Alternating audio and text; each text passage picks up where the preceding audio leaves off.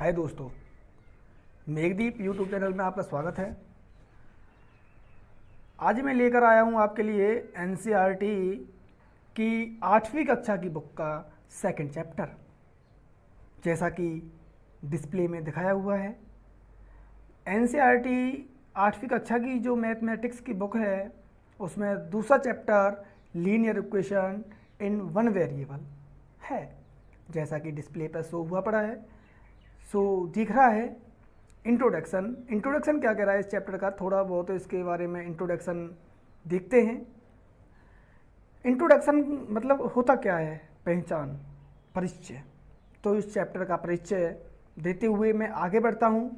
उससे पहले यदि आप हमारे चैनल पर नए हैं तो हमारे चैनल को सब्सक्राइब करें, लाइक करें और बेल आइकन दबाना ना भूलें।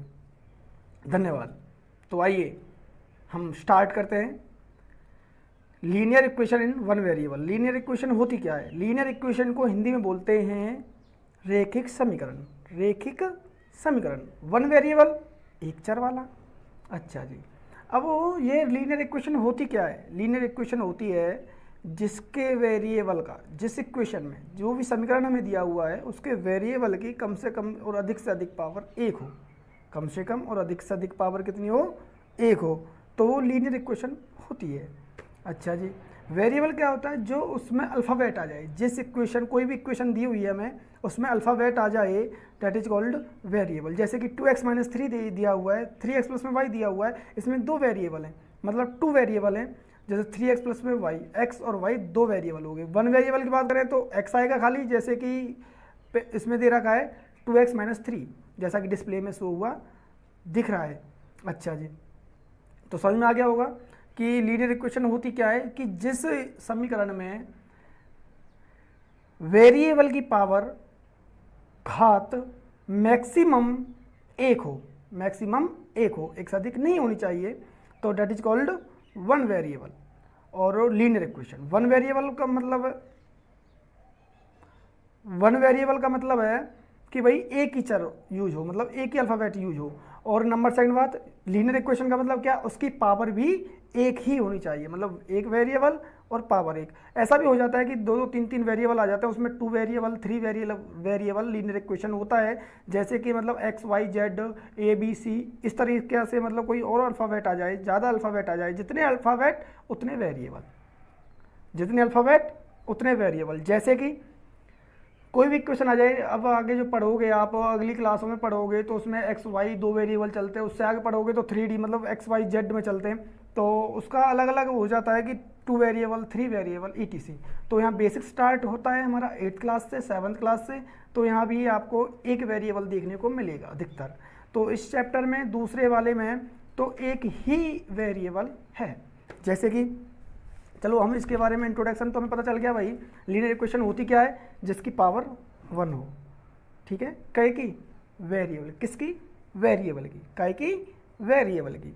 अच्छा जी, और सेकंड वेरिएबल क्या होता है? जो अल्फ़ाबेट यूज हो जाए, डेट्स ऑल। अच्छा जी, आगे चलते हैं। ये क्या कह रहा है? इक्वेशन होती क्या है, एक्सप्रेशन होती क्या है कि an algebraic equation is an equality involving variables. Variable के साथ साथ इक्वलिटी, इक्वलिटी मतलब होता है बराबर का निशान, बराबर का निशान मतलब बराबर, इक्वल आ जाए तो वो होता है। इसमें दो साइड होती है, LHS और RHS। LHS का मतलब क्या होता है? Left hand side. RHS का मतलब क्या होता है? राइट हैंड साइड्स, मतलब सीधे आगे तरफ राइट हैंड, उल्टे आगे तरफ left hand. Is that clear? कहाँ से नापेंगे? इक्वल से नापेंगे, इक्वल से सीधे आगे तरफ राइट हैंड, उल्टे आगे तरफ left hand. Is that clear? Right hand और लेफ्ट हैंड सभी जानते हैं।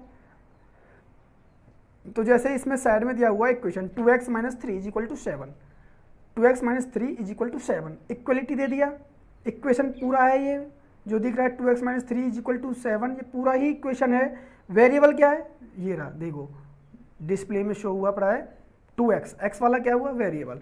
तो 2x-3 LHS क्यों हुआ ये? क्योंकि ये लेफ्ट हैंड साइड आ रहा है, कहाँ से? बराबर की तरफ से। और 7 RHS क्यों हुआ? क्योंकि राइट हैंड साइड आ रहा है, मतलब सीधा की तरफ आ रहा है। Is that clear?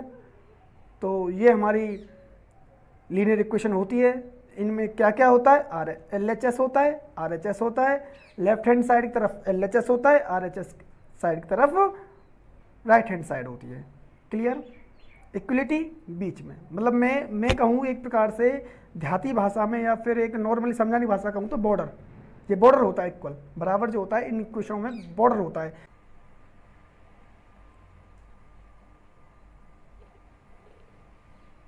हाँ दोस्तों, अभी अभी आपने डिस्प्ले पर देखा होगा एक्सरसाइज 2.1, जिसमें पहला सवाल जो है x - 2 = 7 है।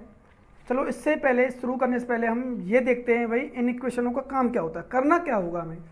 तो हमें करना होगा कि भाई हमें जो वेरिएबल दिया हुआ है उसका मान निकालना है, वैल्यू निकालना है।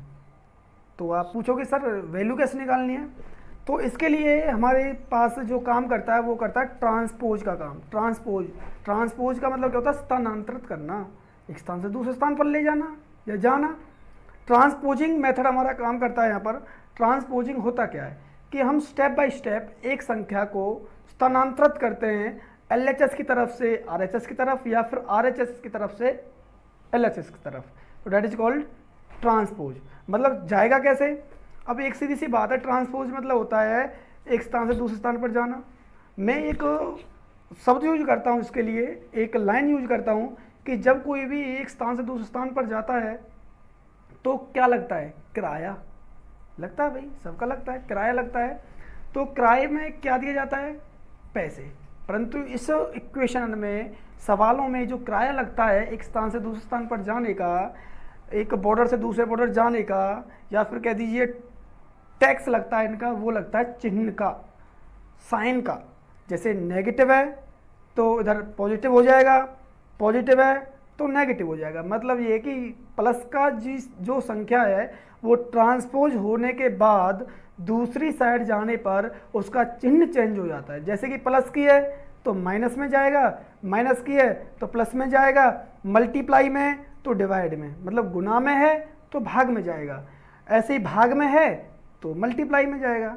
तो इसके लिए भी मैं लास्ट में आपको एक ट्रांसपोजिंग रूल के बारे में बता दूंगा, इस वीडियो के अंत तक बने रहिए। और ट्रांसपोजिंग नियम यहाँ लिखा हुआ है।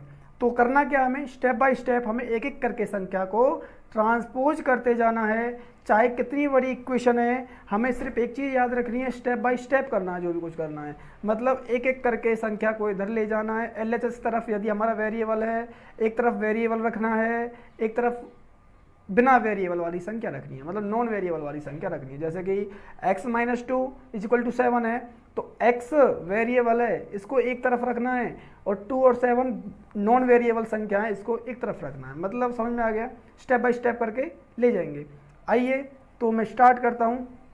इसमें जो दिया हुआ हमें x - 2 = 7 है, तो हम x2 को इधर ले जाएंगे, किधर साइड, RHS की तरफ। तो = RHS क्यों कहा भाई, क्योंकि राइट हैंड साइड है, तो ये किस में जाएगा, प्लस में जाएगा, क्योंकि ट्रांसपोजिंग किया हमने भाई, ट्रांसपोजिंग किया किसका, -2 का, किधर से किधर किया, फ्रॉम LHS to RHS, मतलब LHS की तरफ से और LHS की तरफ से RHS की तरफ +2 हो गया। समझ में आ गया, नहीं आया, LHS की तरफ से हम ले गए RHS की तरफ। तो वीडियो में दिखाया हुआ है, स्टेप बाय स्टेप करा जा रहा है, देखते जाइए। Transposing -2 from LHS to RHS।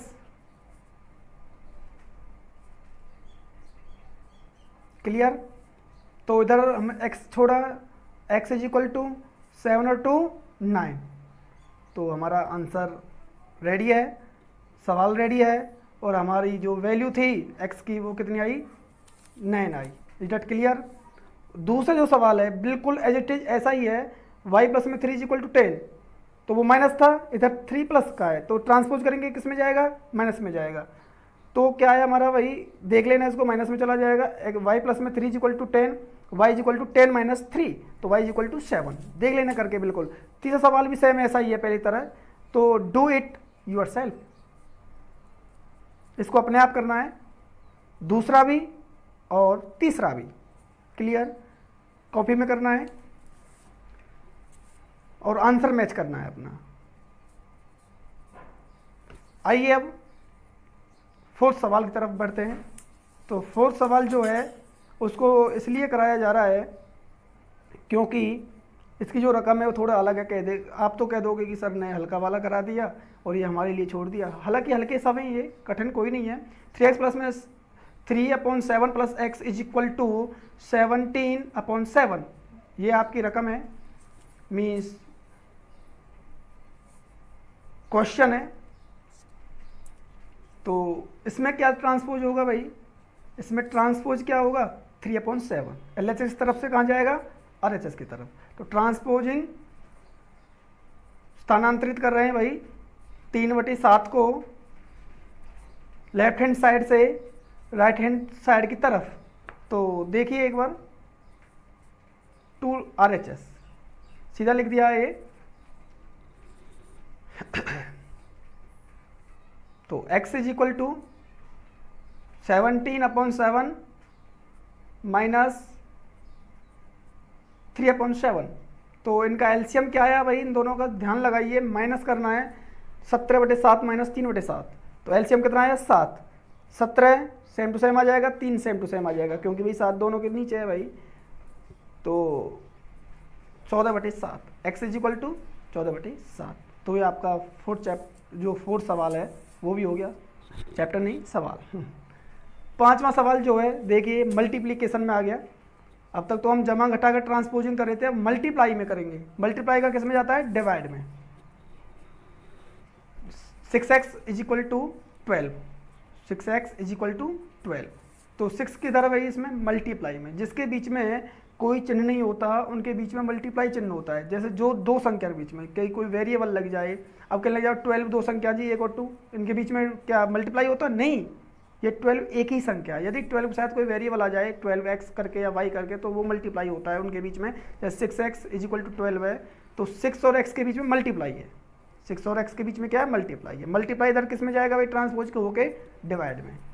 तो 6 से 12 कितने वर्ड गया, 2 वर्ड, 6 2 जा 12, तो x इज इक्वल टू 2, 2 क्या आ गया आंसर। ऐसे उसमें क्या आया आंसर हमारा, पहले में 14/7 14/7, ऐसे उसमें क्या आया 9 आया। क्लियर, आई होप आपको समझ में आ गया होगा। तो जो इससे अगला सवाल है इसके दो मेथड हैं छठे सवाल के। 6 जो क्वेश्चन है हमारा उसके दो मेथड हैं। एक तो है हमारा वही सिस्टम ट्रांसपोजिंग वाला कि भाई आप सीधा डिवाइड है तो मल्टीप्लाई में ले जाएंगे सीधा सीधा, या फिर क्रॉस मल्टीप्लाई करने का है।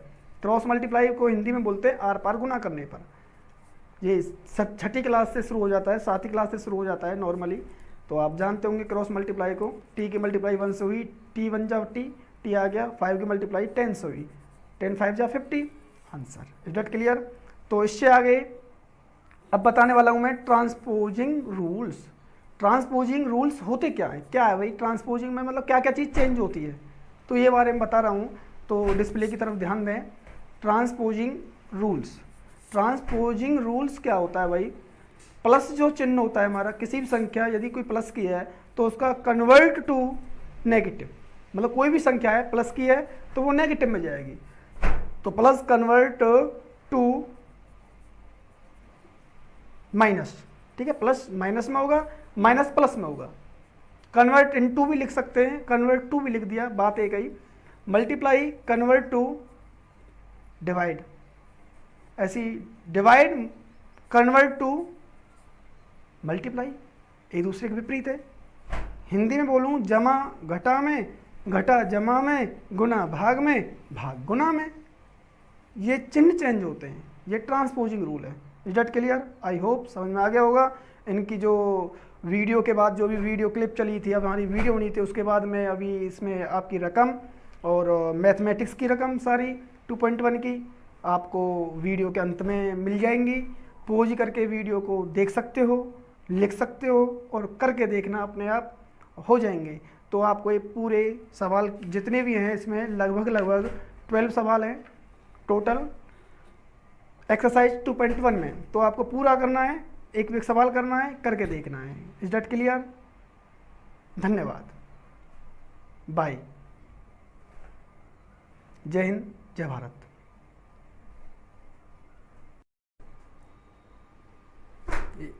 ये देख लीजिए भाई एक्सरसाइज 2.1 और ये आपका सारा सॉल्यूशन है। वीडियो पॉज करके देख सकते हो।